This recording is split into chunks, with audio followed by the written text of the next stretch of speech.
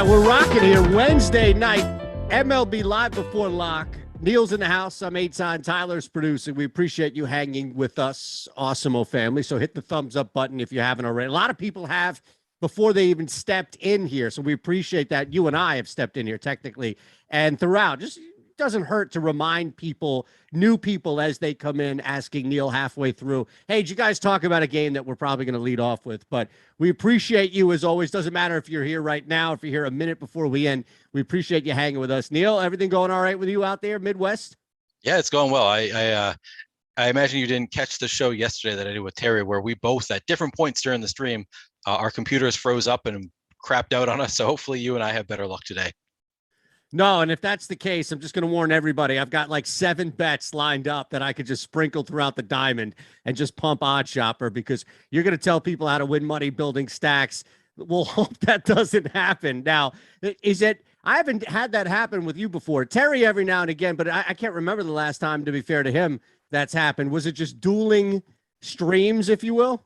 No idea what happened. My computer just my screen went blank, and I could still hear Terry for a long time, for like maybe 5 minutes, and then finally I lost him, and the screen never came back. It actually had happened a little bit a week prior, just on one of the streams that kept happening, but it would go black, and then like it would come back after 30 seconds, and it didn't really end up being an issue. So I forgot about it, frankly, after that stream, and then came back yesterday. So hopefully that's not going to be a recurring thing. I think my computer just had to maybe run some updates. Yeah, you look great. You look crisp. You know, you got nice lighting on you. I do. I've got a ring light going on here. Yeah, it's great. You hid the pecs this week, though. I must remind you. I did. So I don't know if that was.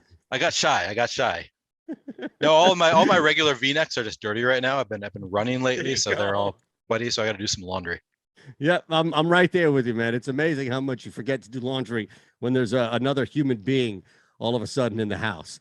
All right, my friend. So we've got a bunch of different things to look at tonight, starting with the difference of 2 extra games on FanDuel. My Phillies, part of that. So I apologize to all you waiting for the DK only slate, but 4 teams went ahead and messed it up on FanDuel. That gives us, though, 2 extra games to talk about, working to what we have as projections, but also to remind people that as we get deeper into the slate, when we reference FanDuel, reminder, it's going to count for these 2 games versus DraftKings 6 games into this 8-game slate. We'll be talking about teams that aren't factored in, early on. So that would probably be the biggest thing to look at starting off, at least the difference there, adding those 2 games, if I can get that out.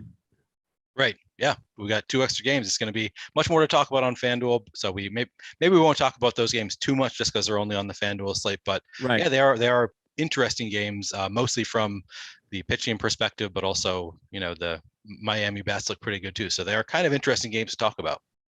All right, let's start with Josiah Gray and Pablo Lopez just on the mound here, respectively, for Washington and Miami, and try and see if we can gain any leverage or where the play would be. Lopez, both guys popping up with some positive numbers here, so maybe there's some strong appeal. Yeah, I definitely have some interest in Pablo Lopez on FanDuel. Obviously can't play him on DraftKings. He's just got a great strikeout rate. His numbers so far this year have just 32.4% hard hit rate, 5.6% barrel rate from Pablo Lopez, on top of a 28.4% strikeout rate, 2.31 expected ERA, 0.81 whip. Those are all great. The Nationals don't strike out a ton, but I think Pablo Lopez is just talented enough that I'm going to want to be playing him some anyway. He's got major positive leverage in the top pitchers tool, coming in at 2.7% owned with a 7.6% chance of being the top pitcher on the board. Sign me up for some Pablo Lopez. I'm definitely going to be getting above the field on him in this matchup against Washington. Now, the difference, though, is clearly cost, right? So 10-5 for Lopez versus Gray at 7-8. Still a very workable opportunity here going against Miami and gaining similar, if not pretty much equal leverage. Yeah, so I'm actually coming in under the field on Josiah Gray, but he's not high on the field owned wise. I have him at 1.3. Oh yeah. So I misspoke. I am above the field on Josiah Gray. I am not above his top 1% number, which typically on players that have positive leverage, I try to get above their top 1% odds. Just the way I play, I try to get when the field gets it. When the field is too low, I try to go a little bit too high. In this case, I am between those numbers. I'm getting about 5% Josiah Gray at the moment. He's coming in at, as you said, 1.3% owned with a 6% chance of being the top pitcher on the board, 7.9% chance of being the top value on the board. So he does look good. I didn't give him any kind of boost to try to get more of him. I just kind of took what Fantasy Cruncher gave me based on my inputs, and I'm getting around 5% Josiah Gray. And frankly, I'm comfortable with that number. I mean, he's a solid pitcher. He's, let's see, 24.8% strikeout rate. You love that. So he does have some upside there just based on the strikeout potential, but he does have a 4.9 expected ERA, a 1.31 whip. So, it could be a spot where I guess he does have some potential. It does make some sense to get to Josiah Gray, which is why I'm getting above the field. But, I'm not going crazy getting 10% or anything like that. So countering that would be how much you're getting to Miami to get to attack Gray.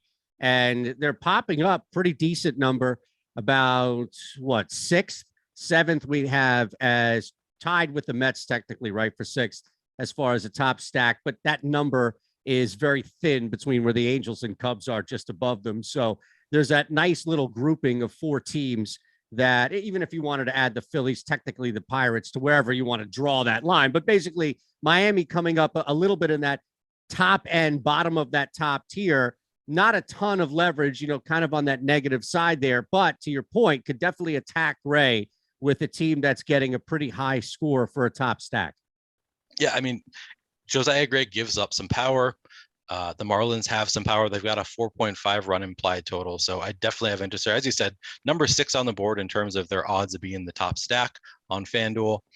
They are coming in a little bit over owned on FanDuel, coming in at 9.1% on the stack. Sometimes you see that with when a game is only on one site, but not the other. Sometimes people are like, okay, well, I can only play him on FanDuel, so I want to play more of him there. Just make sure I have more of the Miami bats there. So this might be a case where they go a little bit over owned just because people want to play them on the only site where they can.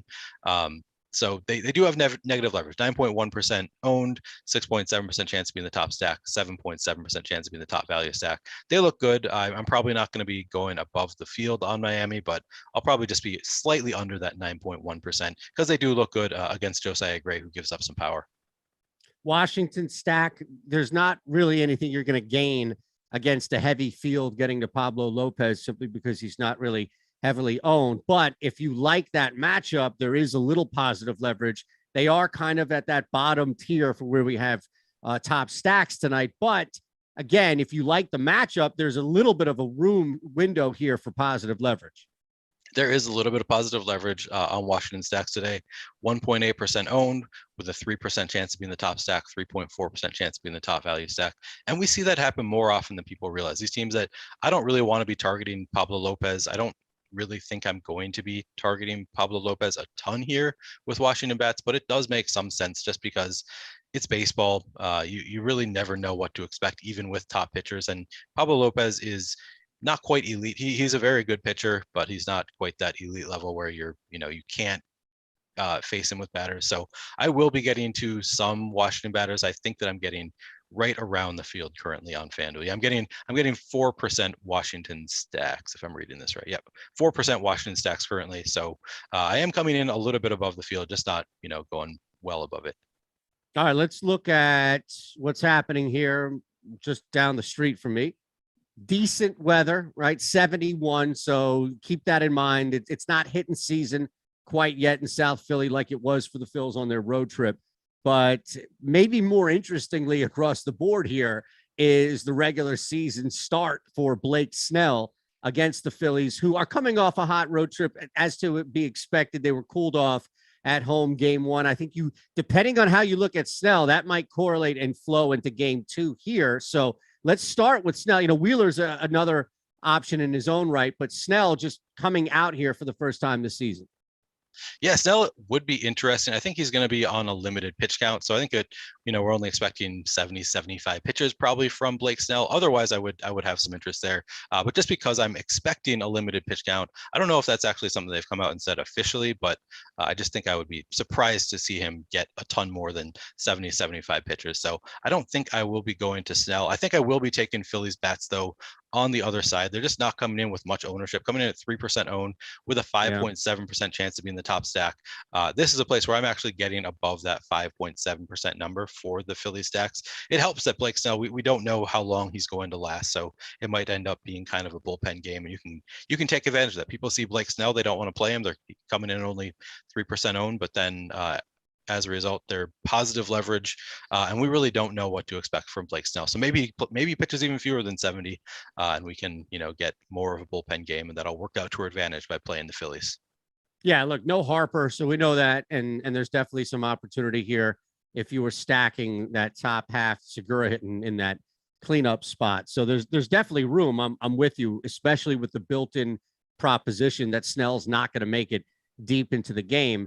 On the flip side, Wheeler has looked more like himself, 9,500 on FanDuel. We do have him projected pretty as a decent score, right, to be a top 1% on not any means. There are a couple of guys ahead of him, right, that we'll talk about, including Ohtani and Scherzer and even Cole, right, on this slate here. But Wheeler is the cheapest of these guys who still, though, you're not gaining much leverage. You're losing some leverage here. So as much as I love him individually, and I think that he could pitch well from a cost return standpoint in a DFS world, I don't know how much you're getting to him with the negative leverage and the high ownership that you're getting. Yeah, I think I'm coming in a little bit under the field on Zach Wheeler just because of that negative leverage. It's another spot where, people might want to be playing Zach Wheeler, and the only place they can play him is FanDuel. He's coming in at 13.5% owned currently with a 7.5% chance to be in the top pitcher on the board. He's one of the most negative leverage pitchers on the board after the really elite guys. So I'm going to be coming in under the field on Zach Wheeler, but not by a 10, just because I tend to get more different with my bats, with my stacks than I do with my pitchers. So I'm not full fading Zach Wheeler, but I am coming in a little bit under that 13.5% ownership just because it's too high for, the number of great pitchers we have on this slate. I just don't think that he is the best on the board. He's currently coming in at, what's this, I'm counting 8th best pitcher on the board in terms of top pitcher odds. So great. And he's coming in much higher than that, 3rd highest owned. So yeah, it's just not, he's just coming in a little bit too high owned for my liking. So I'm going to be coming under the board on Wheeler. All right, let's look now as we kind of expand into the dual site slate. Moving past, oh no, wait, I'm sorry. San Diego, if you just wanted to look at their stack attacking Zach Wheeler, how much are you getting there? Yeah, so they do look good. They have positive leverage coming in at 1.4% owned with a 4% chance to be in the top stack on the board, 3.7% chance to be in the top value stack on the board. I am getting to, and I don't know that I'm going to be able to, I'm getting 4.7% of San Diego. I took a very pretty leveled approach today where I'm getting to kind of low numbers of most teams. There are some teams that I decided to target. So then I really forced in more of Toronto, Miami, the Mets, and the White Sox here. And then most other teams I have a little bit lower owned. So I am getting above the field, though, on San Diego just because they are coming in so low owned. I have 7 shares out of 150. So it's not like I'm going crazy with San Diego bats, but you don't need to do much to get over the field. They have positive leverage coming in at 1.4%. So I do think they make some sense if you're playing in a large field GPP. It's obviously not a spot that you love to target Zach Wheeler. So if I'm playing a small field, I don't necessarily think I need to get there. But in a large field, I think they make some sense. All right, a reminder here, 400 plus watching, hit that thumbs up button if you're hanging with us. Neil's in the house breaking stuff down. Terry's in the chat helping out as well. So we've got you covered across the board. And all we ask in return is that you hit 2 buttons, that you hit that thumbs up button and you hit the subscribe button. That's the easiest thing you could possibly do. And yes, I'm 38 today. So I don't know if you knew that. Every week is my birthday. So I gain age at a very, thank you. I'm the reverse Benjamin Button. So let's look now at Baltimore, New York. We've got the full slate to attack. So for the first time, we can bring in DraftKings and where they stand, and also go back, of course, because the stacks and our top pitchers tool that's available to you on Awesemo, whenever you're looking at FanDuel for the rest of the night, it's going to factor in those 2 games. That's why we talked about them ahead of time. It wasn't just me bribing Neil ahead of time, being like, hey, can we get to the Phillies just for a little bit? So let's start in Baltimore, man, and look here and go on the mound as we do. We talked about briefly in reference to where Zach Wheeler is, Garrett Cole. He's going to be a spend up option. There is a ton of negative leverage, but he's popping up right there at the top as one of the top 1% guys right there behind a Scherzer, kind of right there with Ohtani and even Guasman we'll get to, but definitely a means to play Cole despite his negative leverage. Yeah, so I could see myself. I'm going to be getting to a good amount of Gerrit Cole. I haven't actually built my lineups yet for DraftKings. Maybe I'll try and run some crunches while we're on the show just to get an idea of where I'm going to want to come in. But I think I'm going to be coming in under the field on Gerrit Cole, just because he's getting nearly 50% ownership. And this is a slate where we have a lot of really good pitching options. So I just don't think that you need to be slamming in any of them that much, just because I'm going to spread out my Guasman, Cole, Scherzer, Ohtani, Giolito, and then work in some of, the Dane Dunnings of the world. So I just don't think that I need to be getting to 50% of any pitcher. Maybe I'll set my cap at like 40% for pitchers. I think that's probably a reasonable number here. Gerrit Cole has given up some power this year. 41.9% hard hit rate, 7.9% barrel rate. Those are not great numbers for a pitcher that is generally elite. But then on the other hand, he has a 30.3% strikeout rate. That's really good. 3.18 expected ERA, 1.12 whip. And what you really love is the matchup with the Orioles, who have a 22.8% K rate against righties, 131 ISO, and a 1.9% run rate. So really, they're one of the best matchups in the league for a righty, probably for a lefty too. I haven't looked at those numbers, but for a righty, they just are a great matchup. And Gerrit Cole, obviously elite, and also Terry's in chat, so I'll say, Terry, thank you for those numbers. I read his article and took some tidbits from that to just get some of these numbers, and those really popped out to me as great numbers. So I would recommend reading Terry's article every day if you don't already. Well, look, we help each other. He's in here facilitating the chat. At least we can do for him is throw him a hat tip, right? Let him know at least that there are people out there reading what he's putting out. So all the 50 things he puts out there get some love. How much would you push Cole tonight? You mentioned Baltimore and their K rate. 8+. I'm looking here. 8+ Ks, nice, decent return. 9 Ks. I mean, where would you draw the line that would go from responsible bet to egregious?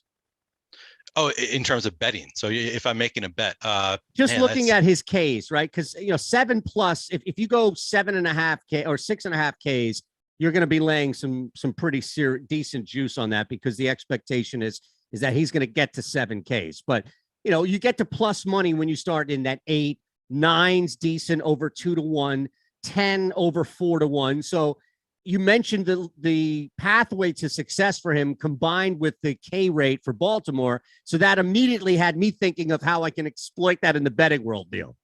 Okay, so you are the better of the two of us. I'm not allowed to bet here in Minnesota. That's so not ER, by the way. The bettor. Well, right. In terms of betting, you're probably the better with the E too. No, don't assume. For sure. But yeah, I would probably, 7.5, 8.5. I would have to look closer at the numbers is probably where I would go. But honestly, I'm just kind of grasping at straws here. I don't really know what the line I would set it at for. Yeah, seems about right. All right, I'm in. And I won't even blame you if it fails. And if it hits, then I'll make sure that I tag and just tout away that it was you who did it. All right. Right. Sounds good to me. Best of both worlds. Exactly. Now, Baltimore, you're going to have the opposite here, right, with Lyles. And I just don't know how much you're going to even approach this with kind of a relief situation. Yeah, I don't see myself getting to a ton of Jordan Lyles. He does look good in the top pitchers tool, coming in at 1% owned with a 7.1% chance of being a top 2 pitcher, a 19.1% chance of being a top 2 value. With so many great pitchers on the board, I might have a couple of shares, but I don't think that I'm going to be getting to. I wish I should run my crunches just to make sure that this is true, but I don't see myself getting to a lot of Jordan Lyles in a matchup with the Yankees. It's just not a great matchup. There's so many elite pitchers on the board. I don't really see the need to be getting to Jordan Lyles, so I don't expect to really get there at all. All right, and now it's just a matter of how much you're attacking Jordan Lyles. So let's look at this from DK first here. And if it's the Yankees, there isn't going to be much leverage. You're losing a little bit. Now, minus 6.4 on a 6-game slate is not a lot by any means. It's not like everybody is pouring into this and you're dealing with a 14, 15%. So while they are gaining the majority of ownership. They're right there at the top for top stack, and it makes sense because of Jordan Lyles. So how are you playing the Yankees, I think, is more of the way here. Yeah, so I'm going to be definitely under the field on the Yankees in terms of full stacks, just because of that negative leverage. I mean, as you said, they have the best odds of any team on the board tonight of being the top stack, coming in at 15.9% chance of being the top stack on the board. But then the ownership is 21.4%. They're just going to be too high owned for my liking on DraftKings. So I think I'm going to be coming in pretty well under the field in terms of 5-man stacks. That doesn't mean that I'm not going to be, close to the field in terms of some individual batters ownership. It's just they will be spread out as one-offs, or maybe as my secondary stack. Maybe I'll be getting to a little bit more, but I don't see myself getting to anywhere close to the field in terms of full stacks for the Yankees. I'll probably get to, maybe 8% of my stacks, my 5-man stacks are going to be Yankees here, which will be well under the board. And then I'll just have them sprinkled throughout the rest of my lineups as one-offs, and as my secondary stack, two or three of them in a lineup. So Baltimore, if you were trying to maybe counter the Garrett Cole ownership, that would be the pathway, I guess, to justifying getting to Baltimore tonight. Yeah, you could. I mean, Garrett Cole has given up some power this year, so it does make some sense to try to go to Baltimore. I don't know that they have the power to really hurt him, though. That's the downside with Baltimore, is that they just haven't shown too much this year. So it's not a stack that you love to get to. It's not a great matchup, but the leverage is there. 1.4% projected ownership, 2.6% chance of being the top stack on the board, and a 4.1% chance of being the top value stack on the board. And on a day like today, where there are a lot of elite pitchers, it matters more. The top value percentage for stacks matters more to me on days when there are elite pitchers that you want to get to. So the fact that they have positive leverage there is good, but at the same time, they're actually still, they have positive leverage in terms of their top value odds, but they're still one of the worst on the board at 4.1%. So I'm not going to be going overboard to get to Baltimore, but if I come in a little bit above that 1.4% ownership, if I come in at 3% Baltimore across 150 lineups, I'd be happy with that number. Yeah, I agree. It makes sense as you lay it out there, especially when people see the numbers on it initially. All right, so let's move on here from Baltimore. Next game, and again, now looking more at this DK slate, Jays, Mariners in Toronto. So we've got Guasman, who we talked about, and we should probably start there and then work into Marco Gonzalez to a lesser extent. But, Guasman catching a lot of ownership, and also some interest here is, at least on DraftKings, where we see, let me get back to DK here, but the highest leverage, positive leverage pitcher on the board. Yeah, I mean, Guasman just looks incredible today. He's one that I might even, if I set my cap on all pitchers at 40%, I might give Guasman a little boost, like maybe allow myself to get up to 50% Guasman. I don't know that I'm going to do that. I'm not saying that I'm necessarily going to do that, but looking at these numbers, these are the kind of numbers that I look at and I would consider it, because he's coming in at the top 2%. He's a top pitcher in terms of odds of being one of the top 2 pitchers on the boards on DraftKings, coming in at 35.3% chance of being one of the top 2 pitchers on the board, ahead of Garrett Cole, Max Scherzer, Shohei Ohtani, Lucas Giolito. I would not have expected that, to be honest. He is not a pitcher that would have stood out to me in that group as the one with the highest odds of being a top 2 pitcher. And I think that's probably the case for everybody else, which is why he's coming in at only 23% owned. So there's just so much positive leverage going from 23% owned to 35.3% chance of being a top 2 pitcher. The way that I play, I might allow myself to get up to as much as 50% Guasman, just because you don't find positive leverage on the pitcher with the greatest odds of being a top 2 pitcher very often. And this is pretty massive positive leverage in this case. So yeah, I really like Kevin Guasman in this spot against Seattle. Strikeout rate of, 30.9% this year, 2.5 expected ERA, 0.98 whip. Seattle has not been striking out a ton this year. They strike out only 19.5% of the time to righties, but Guasman has a great 18.3% swinging strike rate this year, and it's a soft matchup, and he's too low owned. So yeah, I have a lot of interest in Guasman in this spot. Yeah, and I imagine that across the board, this is a DK FanDuel thing. 2 extra games is not souring your interest on Guasman. Yeah, no, I mean, just because he's low owned relative to the other aces on the board. I think that he's he's low owned in part because of how many aces there are on the board, but also people are just concentrating their ownership on Garrett Cole, Max Scherzer, to a lesser extent Shohei Ohtani, kind of the more name brand pitchers. So Kevin Gausman, I don't think people really think of him in the same light as those guys, and as a result, he's coming in too low. And so even though there are a lot of other great pitchers on the board, and that might stop me from getting to 60 or 70% of Gausman, the fact that his ownership is diminished because of those guys. So I would allow myself to get obviously more than the field and maybe up to maybe 50%. Okay, so looking at where we have the other guy in Marco Gonzalez, 5,500. So maybe an interesting P2 option, depending on where you're spending. Also, you're gaining some decent leverage to the field. Yeah, I mean, it's true. He's coming in at 1% owned with a 5.1% chance of being a top two pitcher and a 20.5% chance of being a top two value pitcher on the board. So that is a really high number. That's major positive leverage in terms of top two value odds. Man, I don't love targeting Toronto. I'm actually planning on playing a lot of Toronto bats more so, but it makes sense according to the top pitchers tool. If I get some, I'm not gonna tell Fantasy Cruncher not to give me any Marco Gonzalez. I should run a crunch just to kind of see how much I actually end up getting. Well, you want me to do like a read or something, buy you some time? Yeah. Do a little read, and I'll try and run a quick crunch and figure out if I would naturally get to any Marco Gonzalez. That sounds like a good idea. Okay.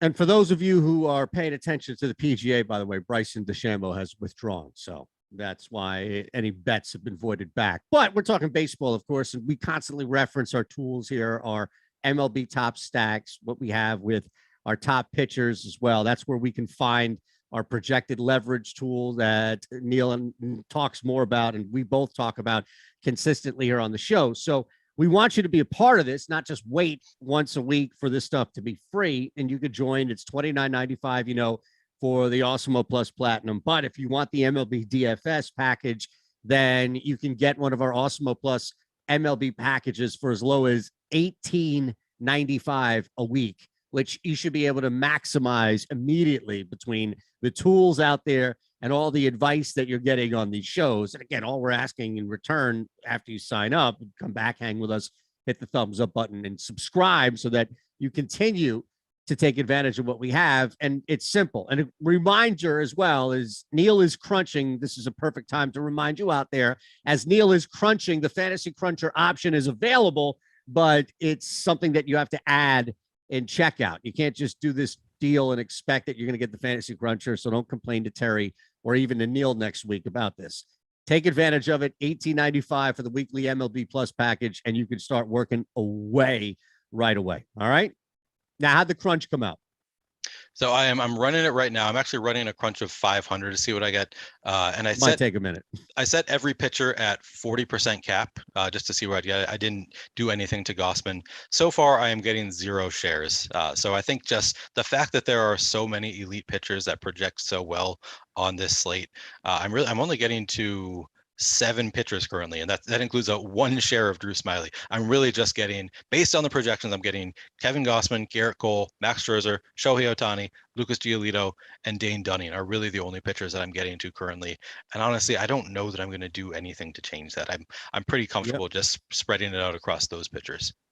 I love it. So you'll remind us as another one of the names that's not on that list pops up, because we can speed through it and you just be like, look, based on the crunch, not even touching that guy. So there's no real need, right? Yeah. Because it's like anything. If you're not going to play them, then that's advice enough in its own right. So I think, and you mentioned Dunning and Ohtani, but let's look at that Mets game and we'll go to Scherzer here. Jordan Hicks is the other guy. He was not on that list. So I imagine that Hicks is not popping up in these crunches, correct? Yep, I'm not getting into any Hicks. The reason to get there would be the 1% ownership with a 5.3% chance of being a top 2 value, 11.5% chance of being a top 2. 11.5% chance of being a top 2 value, 5.3% chance of being a top 2 pitcher. If you really want to get to some elite bats, you want to play a lot of the Yankees and Toronto together. Maybe if you have 6,600 left over, go ahead and play some Hicks.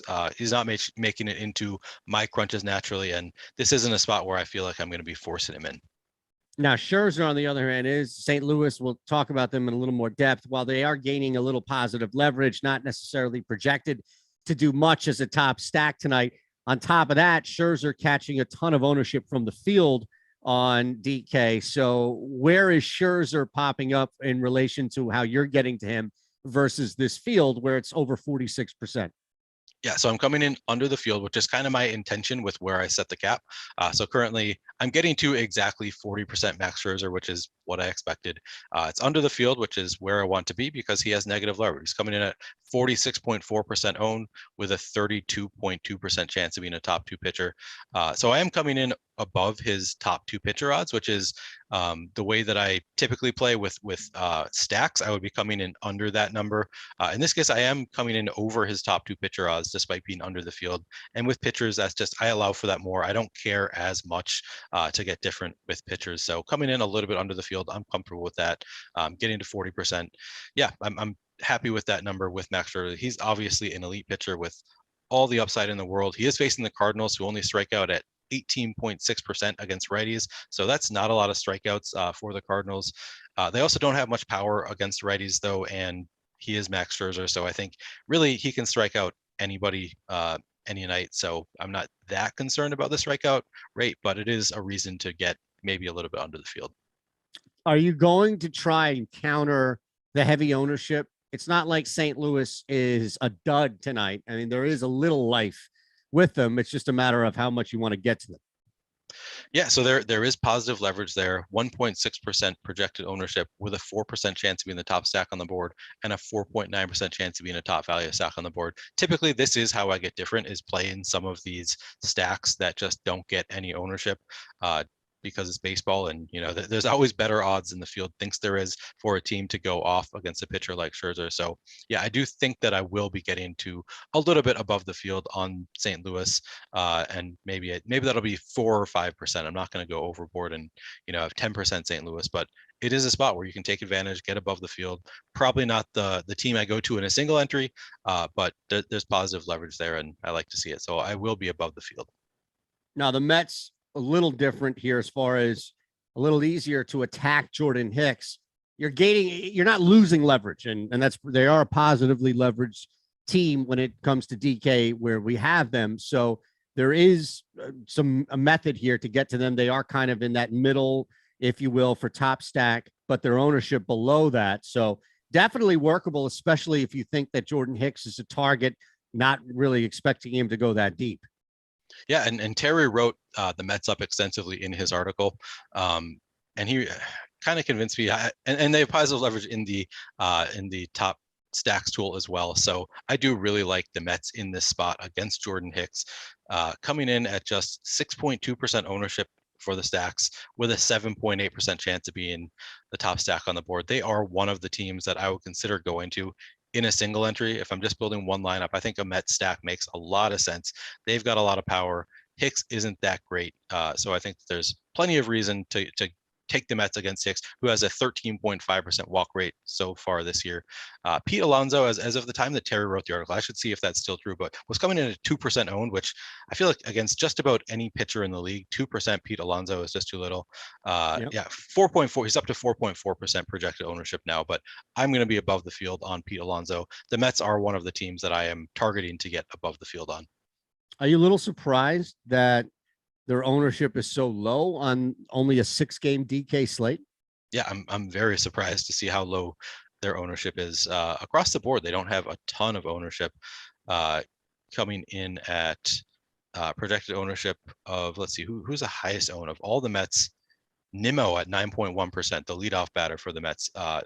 It's too low across the board. I think it's looking like I'm getting above the field on every Mets batter except for Dominic Smith currently. He's the only batter. Actually, and Luis Guillermo, I currently have 0 shares of. So I guess there are a couple that I'm coming in out of the field, but everybody else in this order looked good. I'm going to be coming in above the field against on all of the pitchers, all of the batters in the top of the order, up all the way through Eduardo Escobar. I'm actually getting to a good amount. I'm more than double the field currently. So yeah, I really like the Mets today. I'm going to be kind of getting to well above the field. Yeah, interesting how you can gain a little bit more leverage. And granted, you're adding 2 more games on FanDuel, but their ownership dips 2% compared to the field with FanDuel when you add those two other games. So does your interest kind of stay the same, or does that 2% dip allow you to get a little more on FanDuel than you would to the field on DraftKings? Yeah, no, it's the same thing. I'm getting Okay. well above the field on FanDuel as well. All right. So Chicago now, right? I think we've covered both ends of that. You're definitely not getting to Hicks. So we hit both stacks, right? Okay. Yep. Yeah. Just making sure. I want to breeze through anything on St. Louis by any means. All right, let's go from there to Chicago. And both of these guys, I believe, were popping up, right? Or was it just Smiley? I got one share of Drew Smiley, I think across 500. So okay, probably not actually going to make it into my 150 crunch. Maybe I might actually force in just a little bit of Drew Smiley. I do think that it's a fine spot. I mean, the Pirates are just so bad. I think that it's a great spot for Smiley. So I think that it does make some sense to get to Drew Smiley. Just based on projections, I'm not getting there because there are so many elite options that he's being overshadowed. But I think that I'm actually prior to actually entering my lineups, I will give just a little bit of a boost to Smiley to make sure that I get to some against the Pirates. He's 7,100. It's a great matchup. So, you know, there are reasons to get to Drew Smiley. I don't love the 16.7% strikeout rate. The 3.87 expected ERA is fine. The 1.35 whip is not great, but, you know, can live with it. He has some upside just mainly because of the matchup. Right. So with Pittsburgh, how are you even approaching this, knowing that it's kind of like a opener scenario here? Yeah, I'm not playing either pitcher for Pittsburgh. I kind of hate the opener scenario for bats. Like typically I don't like to target stacks against teams that have an opener, but in this case, the Cubs look pretty good. I'm getting to a fair amount of the Cubs. In terms of top stack odds, they're coming in fifth currently with a 9.8% chance of being the top stack on the board. They're coming in with kind of massive ownership, 13.6% projected ownership on the Cubs. So I don't love that. 17.8% chance of being the top value stack on the board. So that makes, you know, it's fairly neutral, I guess. When you look at the ownership coming in at 13.8%, 13.6%, with 9.8% chance of being the top stack, there's a little bit of, you know, negative leverage there. But then 17.8% chance of being the top value. They actually make some sense in this slate, just because of how many elite pitchers there are. So I think that top value number matters more to me, as I said earlier, just because there are so many elite pitchers. So yeah, I actually do like the Cubs here. I think that I actually weigh that top value odds a little bit closer to the top stack odds than I do on some slates. Yeah, and they are gaining, you know, that I know that factors in here, but they're gaining a bunch of owners. The third highest owned stack we have projected on DK, to your point on that. Yeah, so I guess everybody else is seeing the same thing that I am. That it's like, well, if I play the Cubs, I can play both of, you know, Scherzer and Giolito, or, you know, they want to get to. So they are getting to a fair amount of ownership, but I think it makes sense. And they are a team that I would consider, if you're making 5 lineups, I would consider doing one full Cubs stack, just because even with that high ownership, the top value odds are even better, or even higher. So I think it makes some sense to go to the Cubs here. Now, we know you're underweight significantly, right, to the 13.6% owned on DK for Drew Smiley. So you're already in a position where you can counter some of that ownership if you are getting the Pittsburgh stack here. But you mentioned that it might be a tough road to do that, no matter who they're going up against. Yeah, I mean, I'm totally fine. I'm probably going to be coming in above the field on Pittsburgh, even though I don't love the stack. They just have, it's a fine matchup against Drew Smiley, and they're coming in at only 6.4% owned with a 6.8% chance of being the top stack on the board. And similar to the Cubs, they have an 11.1% chance of being the top value stack on the board. And that is something that I value on a slate like today, when you have so many great pitching options at the top. So I do think that there is value in getting to Pittsburgh. And I actually do think that I will be going above the field, despite not being totally confident in any of the bats in the order. Sometimes you just gotta, you know, if you want to get to those pitchers, you got to make some sacrifices, right? You're not going to be happy with everybody in your lineup, and in this case, they're just not getting to enough ownership that I want to fade them, and they're cheap. I mean, Brian Reynolds, number 2 in the order, is only 4,000. Brian Hayes is only 4,300 leading off. Michael Chavis is only 3,800 in the 3 spot. Just across the board, there's nobody. The most expensive batter in the order in the cleanup spot is Dan Vogelbach at 4,300. So I can see the reason to getting to Pittsburgh in a pretty reasonable matchup at low prices, and they allow you to get to, an expensive secondary stack, or you could play them as a secondary stack, allow you to get to a better primary stack with some higher end arms. Yep. So I can see a lot of merit to getting to Pittsburgh here. It actually makes a lot of sense, and you're looking at it where if Smiley is an option for people where, they're working him in as a cheaper P2, he's gaining enough ownership at that 13.6% where it could make a dent in a decent amount of the field's P2 option. And Pittsburgh itself, to kind of support what you were saying, is not at the bottom. This is not a 2.6% top stack projection like Baltimore, even at 4, where, or 2.9, pardon me, with Texas. This is a team that's pretty decently projected above, even Kansas City, Seattle. So there's numbers to support that this could be a sneaky stack that maybe isn't as easy to look at right away. Yeah, exactly right. It's a stack that nobody looks at this lineup and thinks, I want to be stacking up Pittsburgh, but they're good enough relative to the ownership in one of the better. I mean, the fact that we have so many aces on the board just means that there are fewer stacks that you can feel comfortable with their matchup. And in this case, they have one of the better matchups on the board going up against Drew Smiley, and yet they're still coming in at let's see. Yoshi Tsugo has a 9.6% projected ownership. He is the highest on the board for Pittsburgh, and that's just because he's 2,000. He just allows, he's the cheapest batter on the board. So at 2,000, he's getting some ownership as a result of that cheap price tag. But nobody over 10% owned in the Pittsburgh stack. I think it makes sense to play some Pirates here. All right, final 2 games in our 12 minutes or so here, so we can do the math, or you can allocate accordingly, because I technically all 4 of these pitchers have popped up in the crunch for Neil. So let's do that. Let's knock off some pitchers, and, we'll end each conversation with the stacks. But, we've got Ohtani, who clearly is going to gain a ton of attention, as is Dane Dunning to a lesser extent, clearly, but somebody that you mentioned is popping up. So approaching both of these pitchers, maybe different means to a similar end of how much you're getting to them.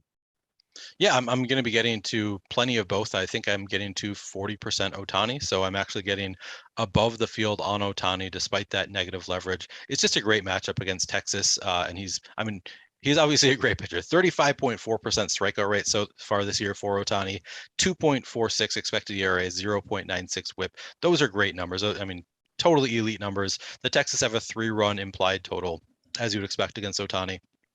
They're just not a great team. It's a matchup that you can exploit. So I think it makes sense to be close to the field, at least on Ohtani. And let's see where I'm getting currently. Across 500, I'm getting to 40% Ohtani. So he is reaching my cap. Yeah. He projects well enough that I'm getting to my cap, which is above his projected ownership. So I think I'm probably going to end up being above the field on Ohtani, and I'm happy with that. Even though he has negative leverage, I think that's just because there are so many elite options on the board, and he's good enough that I'm fine being above the field.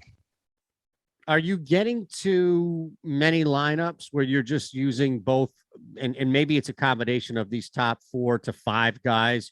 If you want to add Giolito, who's kind of, maybe Ohtani is the cutoff, because at that point, you can add others. But outside of Giolito, if you just talk about, Cole, Scherzer, Ohtani, and Guasman, are you getting to multiple lineups where both of those roster spots are filled with 2 of those 4 guys?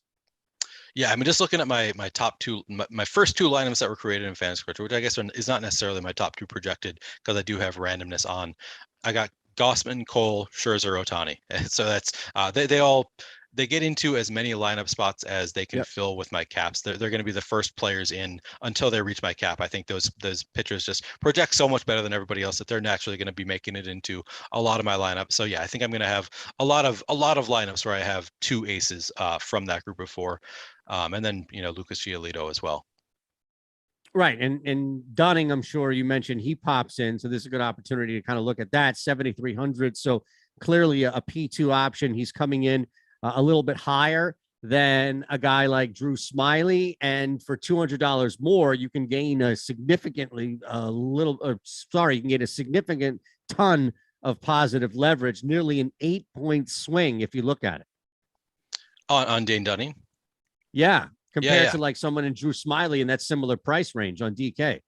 Yeah. So because I set my cap at 40% on each pitcher, and you have 200% to fill because you have 2 pitcher spots, I'm getting to the cap on Guasman, Cole, Scherzer, Ohtani, and then because it's under 50% on those 4, then I'm forced to get into other pitchers. And the only other 2 pitchers I'm getting in with any kind of numbers are Giolito at 20% and Dane Dunning at 19.8%. So yeah, just based on the projections, they both look really great, and I really like the way that that's working out for me, setting that 40% cap, because Dane Dunning does have such positive leverage that lets me get to about the amount of Dane Dunning that I want. He's coming in at 6.5% projected ownership with a 15.1% chance of being a top 2 pitcher and a 21.1% chance of being a top 2 value pitcher. So I really like getting to around 20% Dane Dunning, about 3 times the field.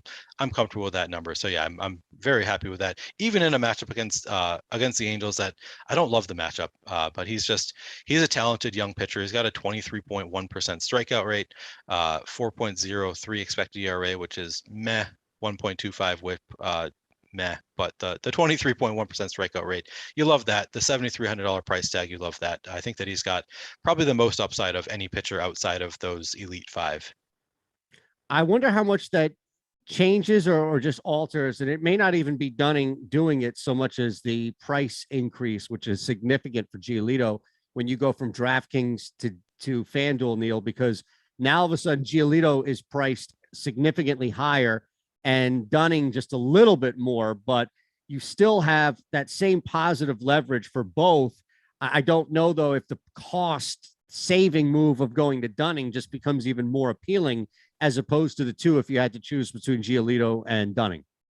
So currently, I can tell you, I ran a FanDuel crunch, which I guess the slate has already started. So I'm getting to 0 shares of Dane Dunning on FanDuel, and I'm not going to force him in there.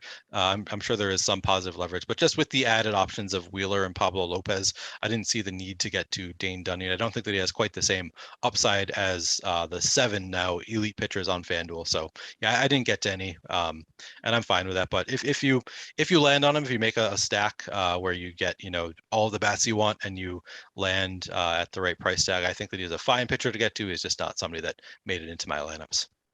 Before we look at these 2 stacks here, if you saw this on the chat, super chat from Jeff Williams, appreciate that, Jeff. Thank you, sir. Rizzo, Gurriel, or Hernandez Abreu on DK? Rizzo, Gurriel, or Hernandez Abreu on DraftKings. So I don't know who's popping up. But you can't play them in this. Who does he mean by Gurriel? What am I missing here? I really like Rizzo's price tag. He's okay. Too cheap to me. So he was one of. Actually, Rizzo's 5,300. Who am I thinking of? I thought Rizzo was really cheap today. Maybe that's on FanDuel. Rizzo. Let me look at this super chat so I can.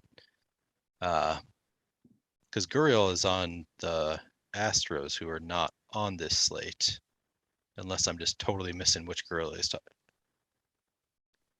Yeah, you're right on Houston. So Lord's Gurriel. Okay. So Gurriel is coming in at 7.1% owned. Projection just above 7. Rizzo coming in at 18% owned. With a projection of just above 9, so a little bit above 16, with kind of high 25% ownership there. And then who are the other 2? Hernandez and Abreu. T. Hernandez and Teoscar Hernandez. Yeah, he's coming in at 13.6% owned.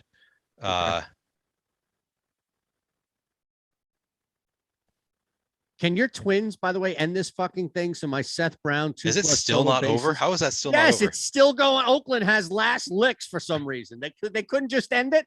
It's 14-4. For shame. Yeah. Oh my God. Just waiting for the Seth Brown ticket to cash. Sorry. So the ownership is pretty close to even on them. And let's see. And the projections. I think I would go with the Teoscar Hernandez Abreu side. They project slightly better, and the ownership is about the same. It's very much a wash though for me. It kind of depends on the rest of your lineup. I don't know if this is a cash game question or what the question is for. I know Jeff Williams, he actually left a super chat yesterday, which we missed. So sorry about that, Jeff. I saw it after the stream had ended and didn't know how to get in touch with you.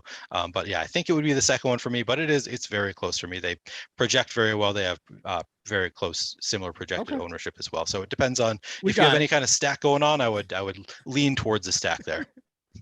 No, we definitely got it. We appreciate that. Now, you touched on Giolito a couple of times over, so I feel like from a standpoint of DK tonight, talking about the options of getting to him and Dunning as far as anybody else just because of your cap, you're not getting it all to Zach Greinke, so I imagine that there's no feel or anything positive to say about him tonight. But yeah, I'm not going to be playing. So here is the positive thing that I could say about Zach Greinke: 1% projected ownership, 4.3% chance of being a top 2 pitcher, 21.8% chance of being a top 2 value pitcher. So based on the top pitchers tool, he actually does look really good. If I spent more time crafting my pitchers the way I do with stacks, I would be getting to some Zach Greinke. But and he is also the cheapest pitcher on the board, which I talk about this a lot. That allows you to get to stacks that nobody else is going to allow you to get to, which gives you higher upside in those stacks, even if Zach Greinke himself doesn't have huge upside. But yeah, I'm not getting to any Zach Greinke as you alluded to. I'm not getting there, but I can see the merit to it. If you find a stack you love, you have 5,100 left over in your SP2 spot, fine, play Zach Greinke. I don't think you need to mix everything up because you got him in there. White Sox are at 17% ownership. We have projected on DK, countering Zach Greinke on the mound there, and they have a pretty high top stack score as well, second behind the Yankees, who we talked about going up against Baltimore's Lyles. So are you overweight to the field there at 17%, or because they have negative leverage, maybe a little under?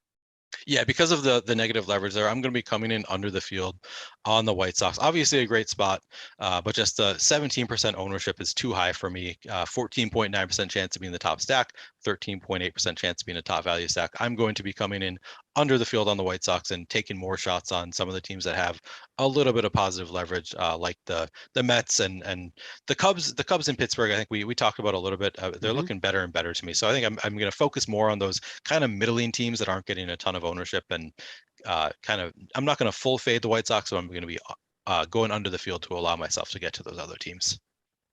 Does Kansas City not fall in that though, as far as where they're popping up? You have a decent, at least somewhat over the field positive leverage score there.